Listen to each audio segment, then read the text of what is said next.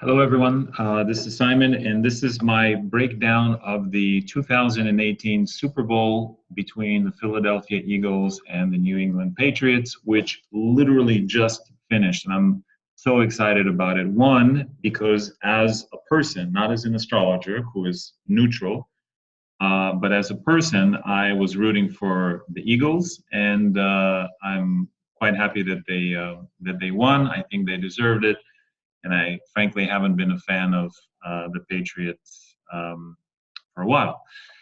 But objectively speaking, as a Jyotishi, as an astrologer, I wanted to show you the chart and an analysis based on the principles in my book, Gambler's Dharma.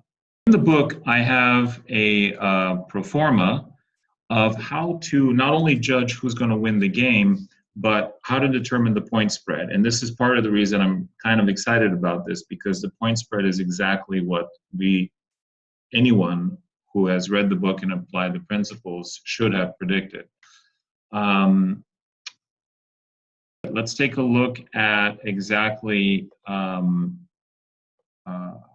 how we can analyze this game. So let's see here. All right, so forget the book. Here we go. Here is the chart of this game.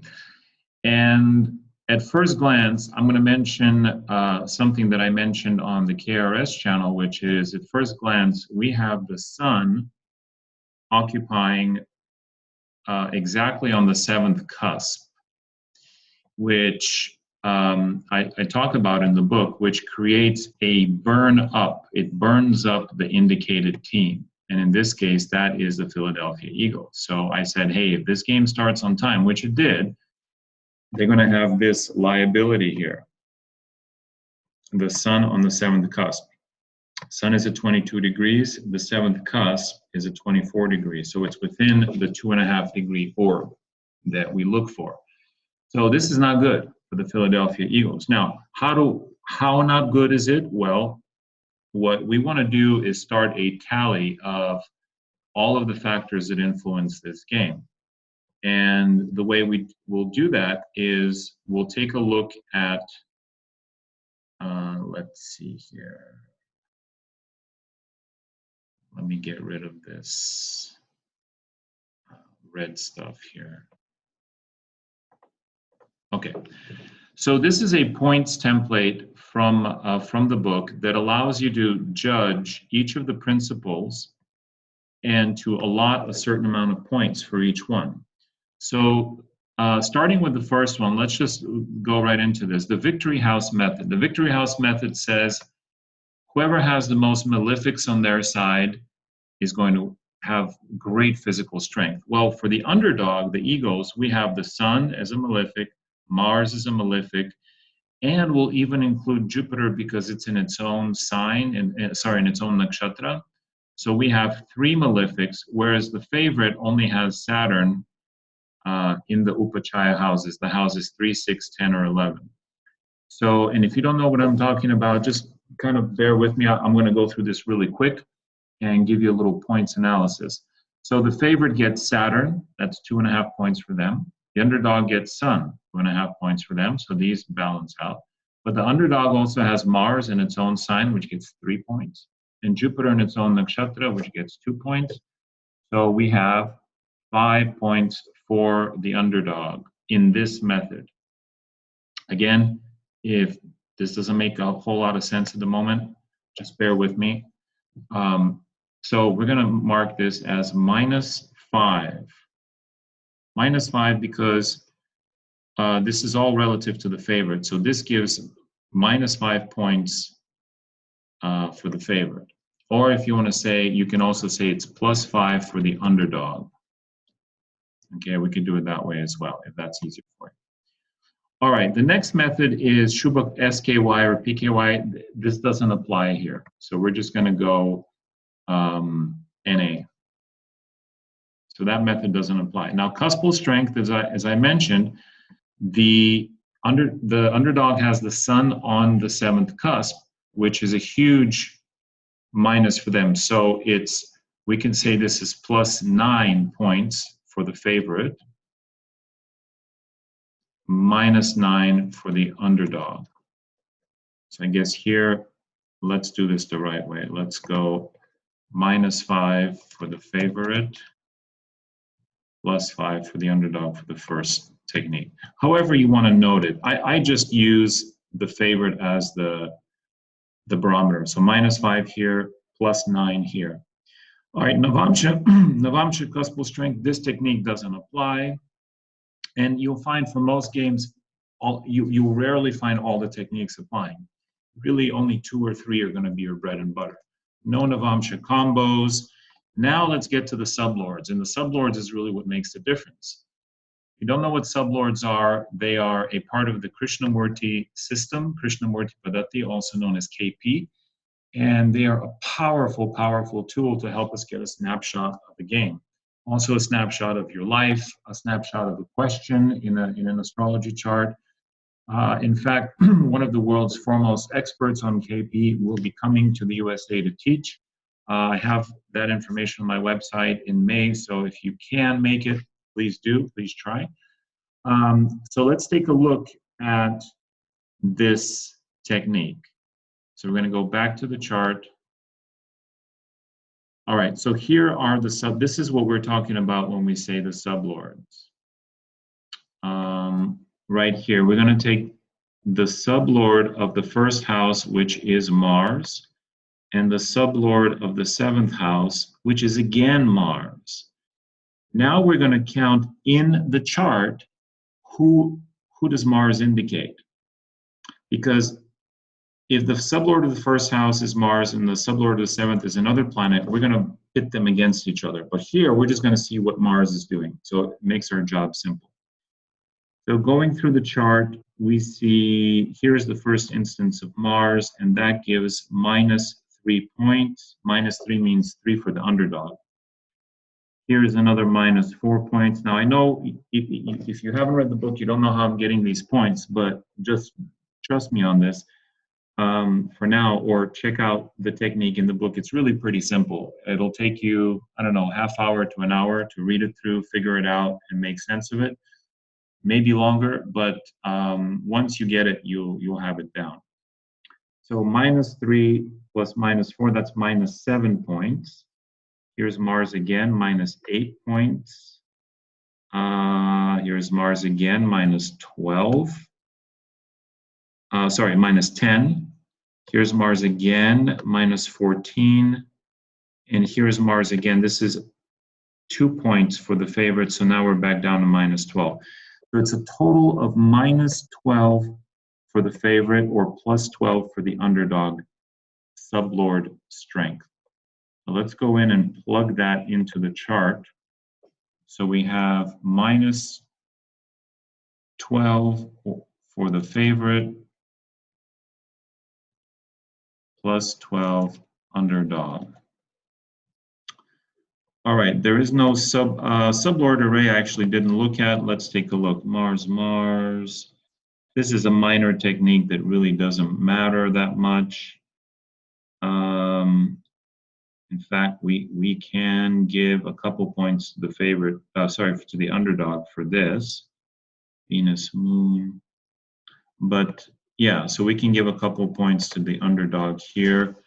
But this technique is not really in play.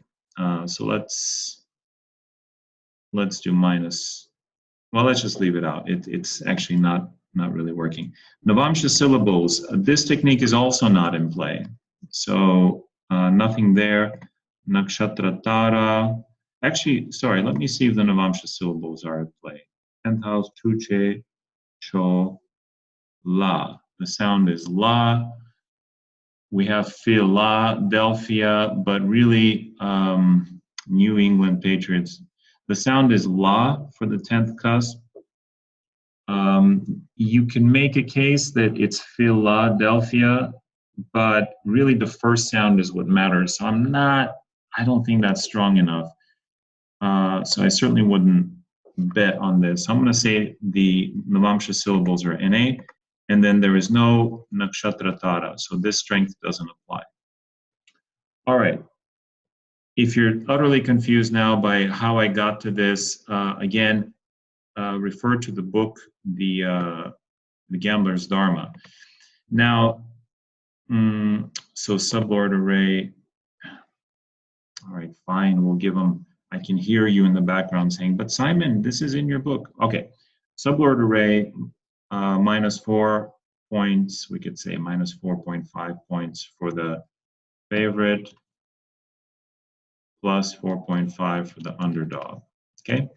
All right, so now let's tally these up, and let's just count for the favorite. So we start at minus 5, plus 9, so that's plus 4, minus 12, so now we're at minus 8.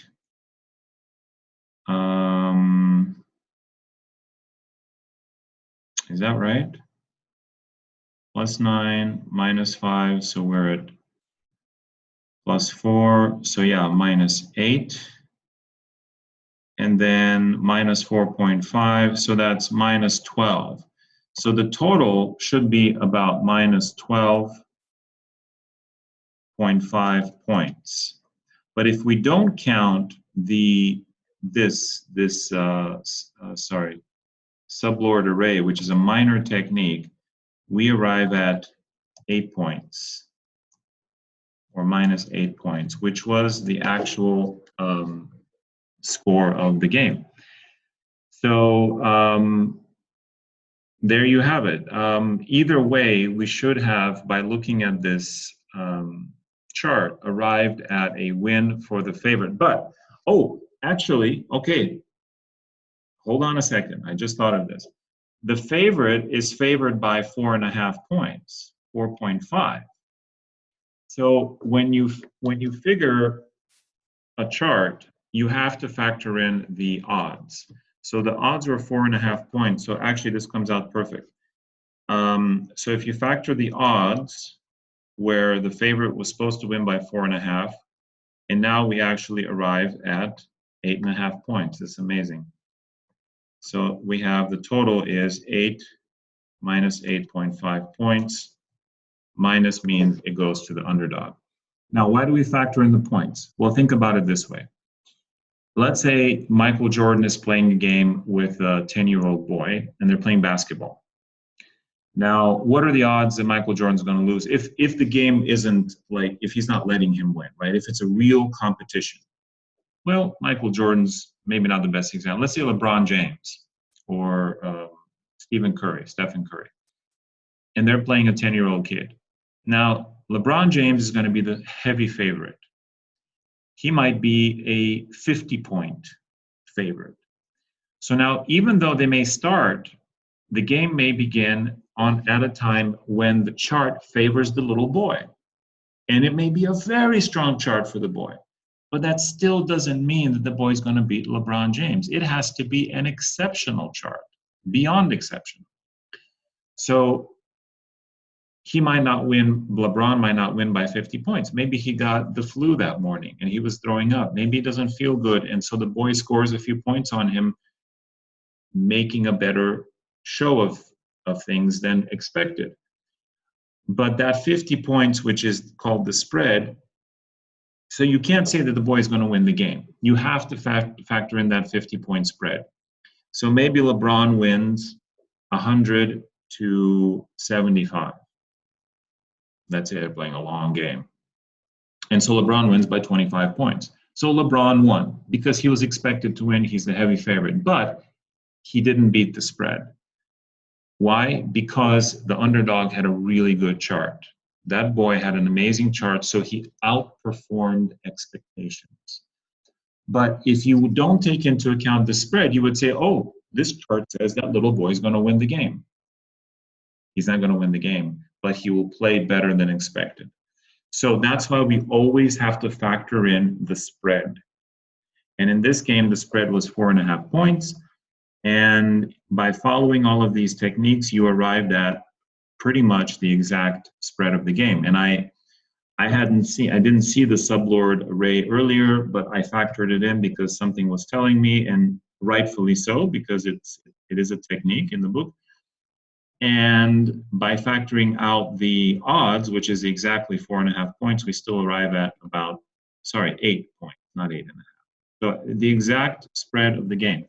Now, this is easy to do in hindsight, in retrospect, but believe me or don't, while the game was going on, I was thinking, oh my gosh, how are the Eagles going to win by 8 points? It's impossible. How is it going to happen? Oh, look, New England just went up. They're leading with 2 minutes left. Well, I didn't believe it. And that's why I'm so excited to make this video, because as a man, I often don't believe the stuff that the chart is telling me. And usually, almost always, to my detriment. I'm always pleasantly surprised. So here's the chart again. I hope this was an interesting tutorial. Even using the very basic techniques, even if you don't know sublords, if you don't know cuspal strength, the very simple technique of the malefics in upachaya houses, meaning who has the stronger physical play. Even using that technique, which is in the first technique I talked about, simplest of all the techniques, you should have been able to see that Philly would have played the stronger game, because it has 3 planets, Mars, Jupiter, and Sun, to